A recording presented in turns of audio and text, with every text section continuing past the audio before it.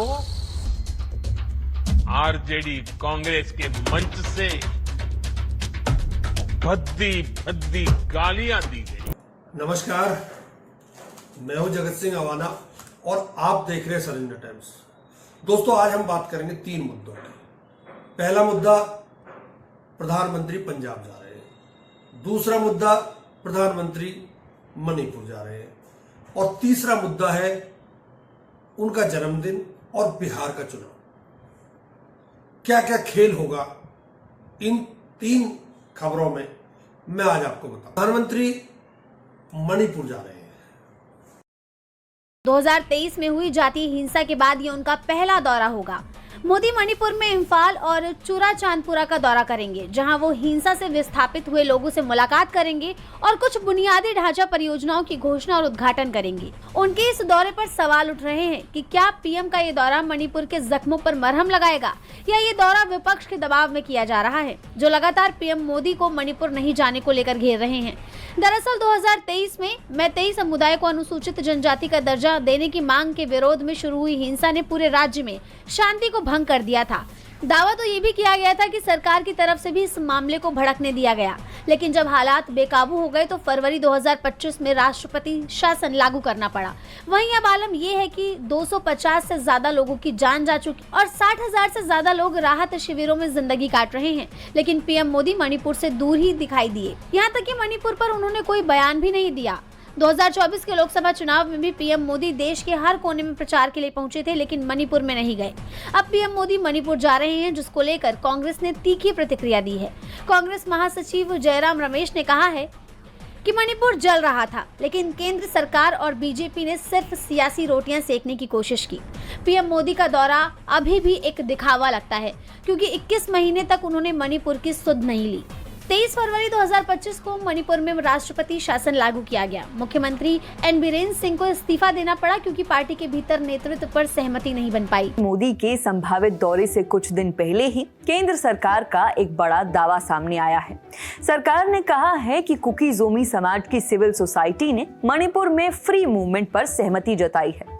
खबरों की माने तो कुकी-जो ग्रुप्स ने नेशनल हाईवे 2 को भी खोलने का वादा किया है। ये हाईवे असम के डिब्रूगढ़ से मिजोरम के तुइपांग तक जाता है। बीच में ये मणिपुर से गुजरता है। हालांकि कुकी-जो ग्रुप्स ने इस खबर का खंडन किया है। कुकी-जो काउंसिल ने बयान जारी किया है, कहा है कि जिस नेशनल हाईवे 2 को रीओपन करने के दावे किए जा रहे हैं, वो तो कभी बंद था ही नहीं। लोगों के आवागमन और सामानों के ट्रांसपोर्ट के लिए इस रोड का इस्तेमाल होता आया था। हालांकि वस्तु स्थिति बिल्कुल ऐसी भी नहीं है। ग्राउंड पर अगर आप हालत देखेंगे तो समझ आएगा कि लोगों और सामानों की आवाजाही इस रूट से होती तो है, लेकिन मैतेई और कुकी-जो एक दूसरे के इलाके में आवाजाही नहीं करते हैं, क्योंकि उनकी जान को खतरा बना रहता है।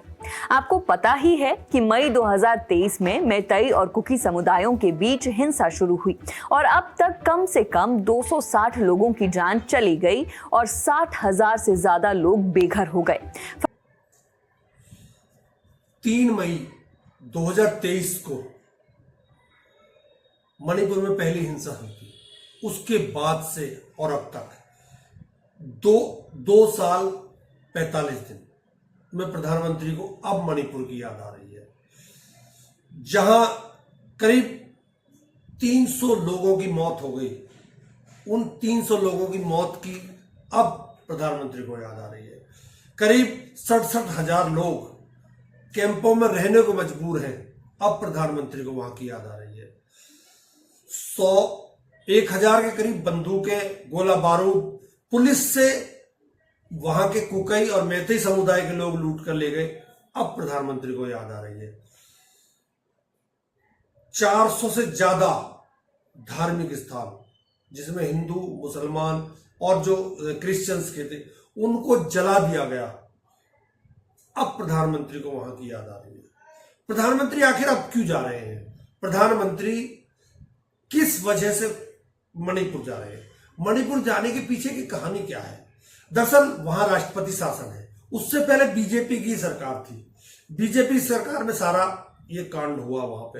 वहां औरतों को नंगा करके घुमाया गया। एक सैनिक की विधवा को वहां नंगा करके घुमाया गया। मतलब इतना अत्याचार हुआ, उस समय प्रधानमंत्री को वहां की याद नहीं आई। राहुल गांधी 3 बार वहां गए, परंतु प्रधानमंत्री नहीं गए। गृह मंत्री वहां गए, प्रधानमंत्री नहीं गए। अब प्रधानमंत्री की क्या मजबूरी है ऐसी? दरअसल प्रधानमंत्री अब यह दिखाना चाहते हैं कि मैं पूरे देश में, पूरे देशवासियों के साथ हूं, क्योंकि बिहार का चुनाव आ रहा है। और जब विपक्ष उनसे सवाल पूछेगा कि आप तो कभी वहां मणिपुर गए नहीं, जाए 2 साल 2.5 साल से हिंसा चल रही है, तो अब यहां कैसे आप आ गए? चुनाव के लिए आपके पास टाइम है और मणिपुर जाने के लिए टाइम नहीं है। इसी को मद्देनजर रखते हुए पंजाब भी प्रधानमंत्री जा रहे हैं। इतने खराब हैं कि राज्य के 23 जिलों के करीब 1996 गांव पूरी तरह पानी में डूब चुके हैं। अब तक 46 लोगों की मौत हो चुकी है और करीब 1.75 लाख हेक्टेयर में खड़ी फसलें बर्बाद हो चुकी है, जिससे किसानों को भारी नुकसान हुआ है। वहीं रावी, सतलुज और व्यास नदियों में आई बाढ़ ने स्थिति को और बद से बदतर बना दिया है। लगातार बारिश तेजी से जारी है। एनडीआरएफ, सेना, बीएसएफ, पंजाब पुलिस और जिला प्रशासन की टीमें लगातार काम में जुट गई है। अब तक 22,854 लोगों की सुरक्षित जगहों पर पहुंचाया जा चुका है। वहीं राज्य भर में 200 राहत शिविर बनाए गए हैं, जहां पंजाब आज तबाही के कगार पर है। तबाही ऐसी कि जो खुशहाल पंजाब था उसे मजबूर कर दिया है सहायता लेने के लिए। कभी पंजाब दूसरे स्टेटों की सहायता करता था, पंजाबियों का खुला दिल है, खुले दिल से वो सहायता करते थे, परंतु आज पंजाबियों की ये हालत हो गई है कि वो बेचारे दूसरों से सहायता मांग रहे हैं और ये कुदरत की मार है। ऐसे में प्रधानमंत्री वहां जा रहे हैं। प्रधानमंत्री वहां क्या क्या घोषणाएं करेंगे 9 तारीख को, कल, ये तो आने वाला वक्त बताएगा, परंतु कहीं ना कहीं ये भी एक चुनावी राजनीति हो सकती है, क्योंकि प्रधानमंत्री चुनावी मोड से कभी बाहर आते ही नहीं है।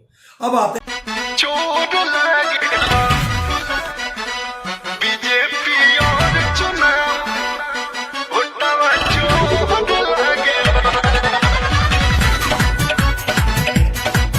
चुनाव के दौरान, उससे पहले 17 सितंबर को प्रधानमंत्री का जन्मदिन आ रहा है। उस जन्मदिन वाले दिन प्रधानमंत्री के लिए क्या क्या भक्त क्या क्या योजनाएं बनाते हैं। भक्तों का ऐसे समझो, जो गोदी मीडिया के चैनल है कि अब से पहले किसी का जन्मदिन इसमें नहीं आया। पूरे विश्व में ओबामा का जन्मदिन आता है, पुतिन का जन्मदिन आता है, ट्रंप का जन्मदिन आता है, परंतु ऐसा जन्मदिन नहीं मनाया जाता। उस दिन सारे जो ऐसे काम है, आपको याद होगा 2022 में जब जन्मदिन आया था तो प्रधानमंत्री ने जो वैक्सीन ड्राइव चलाया था, उस दिन सबसे ज्यादा वैक्सीन लगी थी।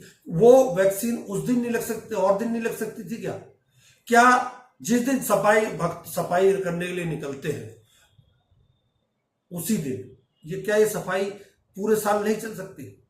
क्या ये जो महोत्सव मनाए जाते हैं, नदी साफ करा दी, ये करा दिया, फलाना करा दिया, वो करा दिया, तो ये तो बिना जन्मदिन के भी हो सकता है। परंतु जब इमोशनल अत्याचार करना हो तो प्रधानमंत्री ऐसे ही काम करते हैं। बच्चों से बड़ा आपके लिए कुछ नहीं होता। मैंने भी बचपन से अपनी मां को ऐसे ही कहती, उन्होंने बहुत गरीबी, बहुत सारी तकलीफें सहते हुए अपने परिवार को, हम सब भाई बहनों को पाला। मां भारत की सेवा करनी थी, इसलिए मुझे जन्म देने वाली मेरी मां ने मुझे अपने दायित्वों से मुक्त कर दिया था और मां ने मुझे आशीर्वाद दिया कि बेटा जाओ,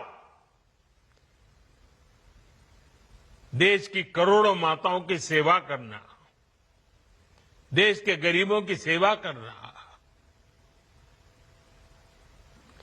उस मां के ही आशीर्वाद से मैं चल पड़ा था और इसलिए मुझे आज इस बात की पीड़ा है कि जिस मां ने मुझे देश सेवा का आशीर्वाद देकर देश सेवा के लिए रवाना किया, भेजा। हर मां चाहती है कि उसका बेटा उसकी सेवा करे। हर मां चाहती है कि बेटा बड़ा हो, मां के लिए कुछ न कुछ करता रहे। लेकिन मेरी मां ने खुद के लिए नहीं, आप जैसी करोड़ों माताओं की मैं सेवा कर सकूं, इसलिए खुद से अलग करके मुझे जाने की इजाजत दी। आप सब जानते हैं, अब मेरी मां का शरीर तो इस दुनिया में नहीं है। मां को आरजेडी कांग्रेस के मंच से भद्दी भद्दी गालियां दी गई। क्या हुआ साहब, आज अपनी माँ की बात आई तो रोना आ रहा है, और जब दूसरों की माँ को जर्सी गाय और 50 करोड़ की गर्लफ्रेंड कह रहे थे तो ठहाके छूट रहे थे। मेरी भी माँ को, मेरी भी मरी हुई माँ को आपके राष्ट्रीय प्रवक्ता ने बहुत नीच, निर्लज्ज और भद्दी गाली दी। तो प्रधानमंत्री ऐसे ही काम करते हैं। प्रधानमंत्री गाली की बात को बिहार से जोड़ रहे हैं। आप सब भाई बहनों को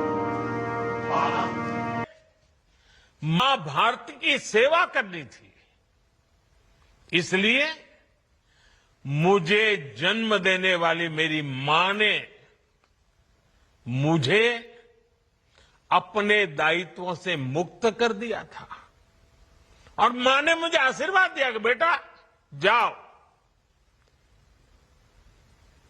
देश की करोड़ों माताओं की सेवा करना, देश के गरीबों की सेवा करना।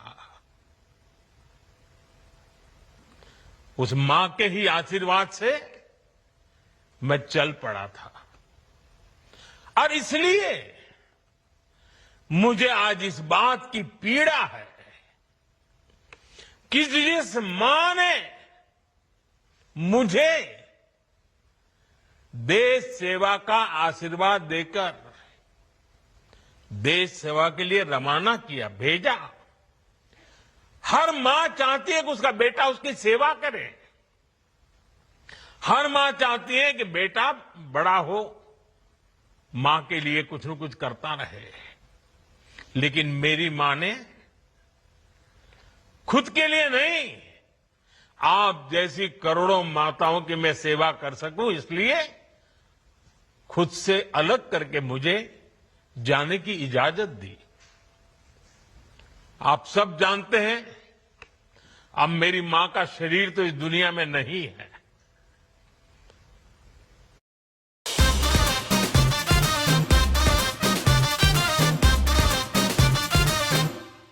किसान भाई बहनों को उपहार इस त्योहार। खेती बाड़ी के साधनों पर जो प्री जीएसटी दौर में टैक्स था, कुछ समय पहले 100 साल की उम्र पूरी करके वो हम सबको छोड़ के चली गई।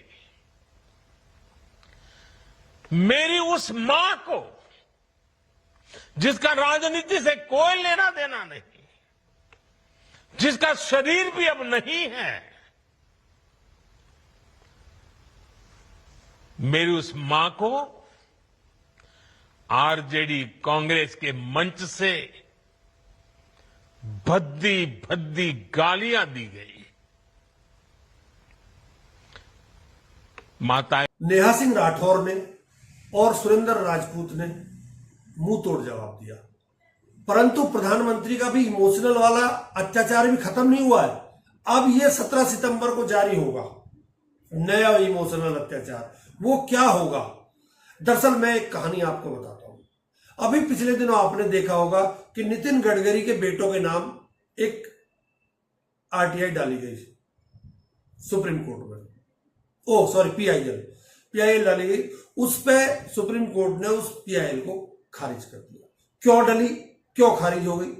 इसके पीछे की कहानी क्या है?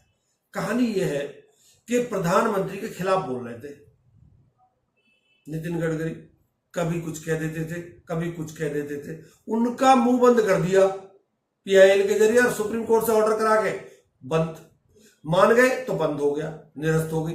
दूसरी तरफ धनतारा का आपने सुना होगा, मुकेश अंबानी के बेटे का, उसमें 12 तारीख को एसआईटी की रिपोर्ट आनी है।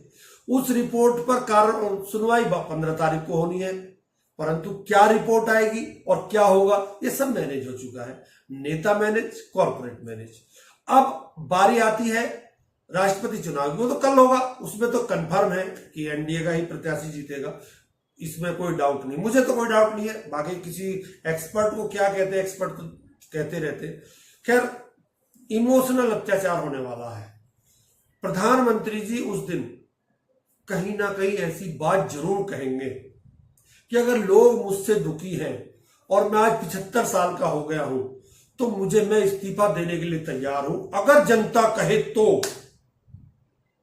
ये अत्याचार होगा, ये इमोशनल अत्याचार 100% होगा, क्योंकि आपको याद होगा प्रधानमंत्री अभी एक विदेश जाने वाले थे, वो दौरा उन्होंने रद्द कर दिया, अपनी जगह विदेश मंत्री को भेज रहे, और लगा उस जन्मदिन से पहले ही मणिपुर जा रहे हैं, जन्मदिन से पहले ही वो अपना इसमें जा रहे हैं पंजाब में, तो जन्मदिन वाले दिन आखिर करेंगे क्या? उस दिन आप एक इमोशनल अत्याचार के लिए, और वो अत्याचार होगा कि मैं, अगर वो लोग मुझसे परेशान है और मेरे नियम है कि 75 साल के बाद कोई पद पर नहीं रहेगा तो मैं इस्तीफा देने के लिए तैयार हूं। ये प्रधानमंत्री का इमोशनल अत्याचार होने वाला है, 100% होने वाला है, आप देख लेना। दूसरी तरफ बिहार में इस समय जो हालात है, उससे तो लगता है कि एसआईआर जो हो रहा है उसमें अगर फेयर हो गया तो कुछ भी हो सकता है, ऊंट किस करवट भी बैठ सकता है। मैं ये नहीं कह रहा कि एनडीए जीतेगा, मैं ये नहीं कह रहा इंडिया गठबंधन जीतेगा, परंतु अगर एसआईआर ठीक से नहीं हुई तो फिर तो एनडीए जीतेगा, ये मैं क्लियर बोल देता हूं। प्रधानमंत्री इमोशनल अत्याचार करेंगे, मणिपुर में करेंगे, पंजाब में करेंगे, और 17 तारीख को भी करेंगे, आप देख लेना। मैंने आपको बता दिया, पूरा राष्ट्रपति का चुनाव जीतने का खाका उन्होंने तैयार कर दिया। जो खिलाफ बोल रहे थे, असल में खबरें चल रही थी कि अंबानी के पास 125 सांसद पहुंच गए हैं बीजेपी के, तो उसको मैनेज करने के लिए धनतारा का वो प्रोजेक्ट का जो था, उसके लिए पीआईएल डलवा दी। अब पीआईएल में एसआईटी रिपोर्ट आएगी, उससे पहले इन दोनों का पैक्ट हो गया है, पैक्ट हो गया तो निरस्त हो जाएगी, आप देख लेना। बाकी 17 तारीख को आपको पता चल जाएगा। प्रधानमंत्री कभी 300 लोगों की मौत पर इमोशनल नहीं हुए, प्रधानमंत्री 750 किसान मर गए उन पर इमोशनल नहीं हुए, प्रधानमंत्री पंजाब में इतनी जबरदस्त त्रासदी आ गई उस पर इमोशनल नहीं हुए, प्रधानमंत्री कभी उत्तराखंड नहीं गए जहां त्रासदी हुई है, प्रधानमंत्री कभी कहीं हिमाचल नहीं गए, परंतु प्रधानमंत्री अब जरूर जाएंगे क्योंकि बिहार चुनाव है और उन्हें इमोशनल अत्याचार भी करना है। आप समझ गए होंगे जो मैं कहना चाहता हूं, बाकी आपकी मर्जी है, आप किस तरह लेते हो। मैं अपनी बातें कहता हूं, आपको अच्छा लगे तो लाइक कर देना, अगर आपको अच्छा ना लगे तो आप जो चाहे वो कमेंट भी कर सकते हैं। नमस्कार, बहुत बहुत धन्यवाद आपका।